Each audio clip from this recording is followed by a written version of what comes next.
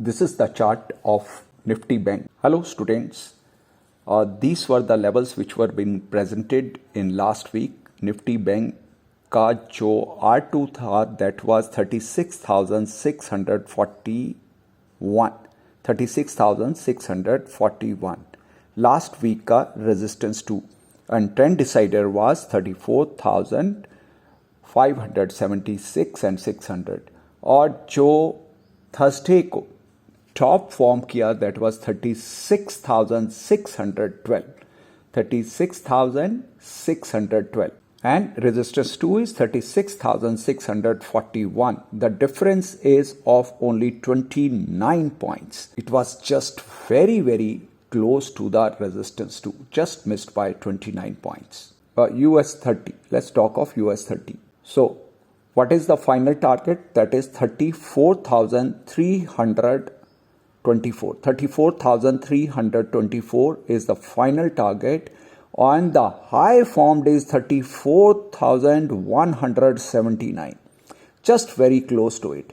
And today it is Thursday. Tomorrow even there is one more day for the trading on Friday. It may achieve this target also. This is the high, the formed on this candle. It is 34,179. And again, close to the final target of 34,340. Now it is 34,179, not 34,169, and that's on the closing of Thursday. And our final target is 34,524, and there is one more day to go. Only the difference between the two is of 140 or 144 points. Now let's check US 100. US 100 formed the high at 14,029. And the resistance 2 is 13,985. There is a difference of only 40 points. Only 40 points. Patience is the name of the game. Patience is the name of the game. Difference of only 45 points. Let's look at Singapore Nifty right now on Thursday. Tomorrow there is no trading in India on the occasion of Holi festival of colors. The top till now it is being formed 17,369. 17,389. And let's check the resistance 2 of Nifty. It is 17,373. So Nifty also managed to achieve the target of resistance 2 successfully. There are the many stocks which has just reached to the dot resistance 3. Be it is TCS or HDFC Bank. There are the many stocks which managed to touch. All right, a successful week, and the levels for the coming week are ready, and with the God grace, I am going to present these in this video. I always keep advocating that when you come for the trading, you should be unbiased. कोई भी हमारा ऐसा बायस या पहले से ही मन में ऐसा विचार नहीं होना चाहिए कि आज मार्केट बहुत बुलिश है या बहुत बीरिश है. यस, अगर हम रीड कर सकते हैं तो it is a topmost advantage in trading, but once we fail at that time, we should have the courage to reverse our positions. Yes, अगर आपने unbiased नहीं रह सकते हैं तो फिर then आपको इन्वेस्टिंग में ही जाना चाहिए, और इन्वेस्टिंग में जाने के लिए भी SIP जो सिस्टमैटिक इन्वेस्टमेंट प्लानिंग है उसी को अडॉप्ट करना चाहिए. That is very good, at least for the young people. SIP के बहुत सारे डिसएडवांटेजेस भी हैं और एडवांटेजेस भी हैं. डिसएडवांटेज क्या है कि आप बहुत छोटे छोटे पार्ट्स में इन्वेस्टमेंट कर रहे हैं हर एक इंटरवल पर, और मार्केट में बहुत बड़ी रैली की तो you will be not able to take the advantage of that. But दूसरी तरफ आप बहुत लॉन्ग टर्म व्यू के साथ इन्वेस्टमेंट कर रहे हैं तो सबसे बड़ा एडवांटेज है तो no need to worry about market volatility. आज स्टॉक मार्केट में प्ले करना सबसे आसान है, फिर भी 90% लोग क्यों हार जाते हैं? Because of the fear and the greed. और मार्केट की जो जितनी ज़्यादा वॉलेटिलिटी होगी उतना ही then it will really going to increase your emotions, right?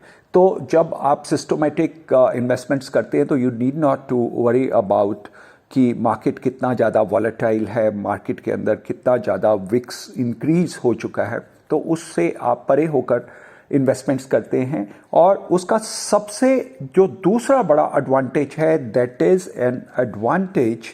Is the advantage of rupee cost averaging. That is absolutely clear. Why it is clear? When you are investing a same amount on an interval, say interval may be of 1 month, 1 quarter or 1 week, तो जब भी price नीचे होगा with the same amount you will get the more shares, and when the price will be high with the same amount you will get the less shares. So average out it will be always in your advantage. दूसरा जो SIP का advantage है, that is it helps to build big corpus with a very small amount. आप एक लंबे समय तक एक छोटा छोटा अमाउंट आप स्टॉक मार्केट में डालते रहें। आप अपनी लिस्ट खुद बना सकते हैं जब आप स्टॉक मार्केट से बाय कर। SIP अगर म्यूचुअल फंड के थ्रू कर रहे हैं तो then there is a cost also and there is a one more, then you don't have the control on selection of the stocks. But अगर आप समझते हैं कि you have some understanding of the fundamental analysis, what you can do is you can invest at your own. You can say अगर आपको diversify करना है तो sector wise आप diversify भी कर सकते हैं। say maximum up to 10 stocks और 12 stocks आप diversify करें। उनमें से एक stock भी out perform करता है आपकी एक्युमुलेशन के बाद। ये नहीं कि आपने इन्वेस्टमेंट शुरू किया और वो आउट परफॉर्म किया तो you will be at a big advantage. But yes, एक बात श्योर है कि आपने एक बहुत लंबे समय तक एक्युमुलेशन किया, जब उसमें स्पर्ट आया, कोई उन 10 स्टॉक्स में से एक स्टॉक भी मल्टीफोल्ड निकला तो that will reward you like anything. अगर आप ट्रेडिंग कर रहे हैं तो आपका view of point totally different होगा इन्वेस्टमेंट से। तो आप इन्वेस्टमेंट करें, ट्रेडिंग करें। तभी मैं कहता हूं दोनों चीज़ों में आपको I always say happy trading and happy investing. आप जब ट्रेडिंग कर रहे हैं तो अनबायस्ड आएँ और एक पूरा स्विंग में पार्टिसिपेट करने की कोशिश करें। और जब आप इन्वेस्टमेंट कर रहे हैं तो एक छोटा अमाउंट और डिफरेंट इंटरवल्स पे आप इन्वेस्ट करते जाएं। कभी आपको बहुत ज़्यादा बड़ी गिरावट मार्केट में दिखाई दे तो आप एक बड़ा कॉर्पस भी डालने का करेज रखें। मे बी वो कुछ समय तक परफॉर्म नहीं करे, but after a few years then that is going to perform if you have selected the good stocks. Now good stocks की भी क्या डेफिनेशन है, we can really talk about it also. With these words, lots of love and lots of blessings to all my students. Happy trading, happy investing to all my students. Happy Holi to every person on this planet.